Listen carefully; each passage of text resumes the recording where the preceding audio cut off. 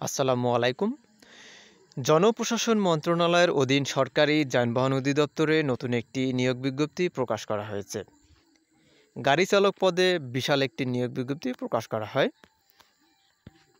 এখানে 15তম গ্রেডে যে গাড়ি চালক নিয়োগ দেওয়া হবে, এখানে মোট পদসংখ্যা রয়েছে 333টি। শিক্ষাগত যোগ্যতা জেএসসি পাস। বাড়ি গাড়ি চালনায় বৈধ লাইসেন্স থাকতে হবে, বৈধ ড্রাইভিং লাইসেন্স থাকতে হবে। পরবর্তী যে গাড়ি চালক পদটি রয়েছে 16তম গ্রেড, এখানে পদসংখ্যা রয়েছে 73টি। শিক্ষাগত যোগ্যতা জেএসসি পাস, পাশাপাশি হালকা গাড়ি চালনায় বৈধ লাইসেন্স থাকতে হবে। অভিজ্ঞ সম্পন্ন প্রার্থীকে অবশ্যই অগ্রাধিকার দেওয়া হবে।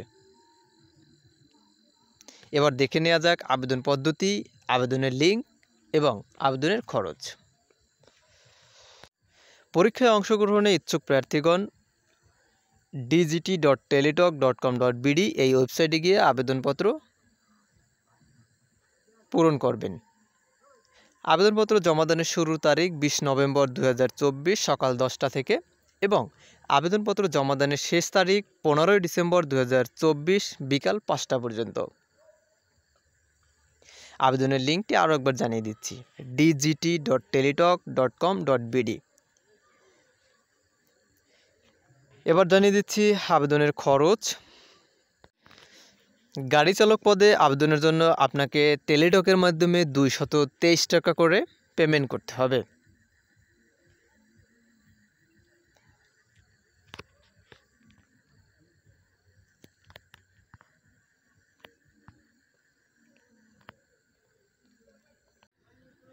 সরকারি, আধা সরকারি ও স্বায়ত্তশাসিত প্রতিষ্ঠানে চাকরিরত প্রার্থীদের অবশ্যই যথাযথ কর্তৃপক্ষের অনুমতিক্রমে আবেদন করতে হবে।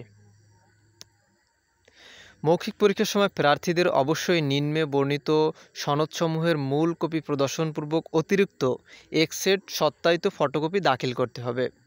দাখিলযোগ্য কাগজপত্রের তালিকা নিম্নরূপ: অনলাইনে পূরণকৃত আবেদনপত্র, 2 কপি পাসপোর্ট সাইজের সত্যায়িত ছবি, সকল শিক্ষাগত যোগ্যতার সনদের সত্যায়িত ফটোকপি এবং প্রযোজ্য ক্ষেত্রে লাইসেন্স বা অভিজ্ঞতা সনদের ফটোকপি। সরকারি, আধা সরকারি ও স্বায়ত্তশাসিত প্রতিষ্ঠানে কর্মরত প্রার্থীদের ক্ষেত্রে যথাযথ কর্তৃপক্ষ কর্তৃক প্রদত্ত অনাপত্তিপত্র। বাংলাদেশে স্থায়ী বাসিন্দার প্রমাণ হিসাবে ইউনিয়ন পরিষদ, পৌরসভা, সিটি কর্পোরেশন কর্তৃক প্রদত্ত সনদ, জাতীয় পরিচয়পত্র অথবা জন্ম সনদ, প্রথম শ্রেণীর গেজেটেড কর্মকর্তার নামযুক্ত সিল দ্বারা প্রদত্ত চারিত্রিক সনদপত্র। মুক্তিযোদ্ধা, শহীদ মুক্তিযোদ্ধা ও বীরাঙ্গনার প্রমাণক হিসাবে সরকারের সর্বশেষ নির্দেশনা মোতাবেক উপযুক্ত কর্তৃপক্ষ কর্তৃক প্রদত্ত সনদ। আবেদনকারীকে তার সর্বশেষ অর্জিত শিক্ষাগত যোগ্যতার তথ্য আবশ্যিকভাবে উল্লেখ করতে হবে। অনলাইনে আবেদন ব্যতীত কোনো আবেদনপত্র গ্রহণ করা হবে না। চাকরি সম্পর্কিত যে কোনো তথ্য পেতে আমাদের চ্যানেলটি সাবস্ক্রাইব করুন অথবা যে কোনো সমস্যার জন্য তথ্য নিতে আমাদেরকে কমেন্ট করুন।